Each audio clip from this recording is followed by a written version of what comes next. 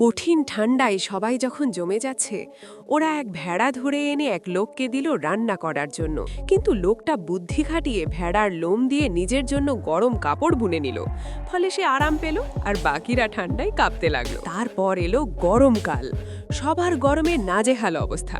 ঠিক তখনই লোকটার চোখে পড়ল একটা ভেড়া। ভেড়ার গন্ধটা তার এতই ভালো লাগলো যে সে তার লোম দিয়ে হালকা পোশাক বানিয়ে নিল।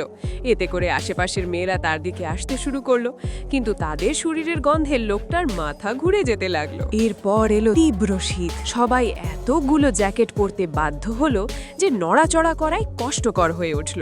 আবারও একটা ভেড়া দেখা গেল। এবারও সেটার লোম দিয়ে উপযুক্ত কাপড় তৈরি করলো সে। শেষে আবার গরম এলো। গরমে সবাই নাচতে গিয়ে হাঁপিয়ে যেত, কিন্তু এবারও আরেক ভেড়া।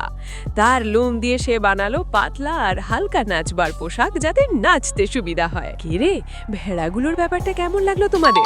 নিচে কমেন্টে জানাও।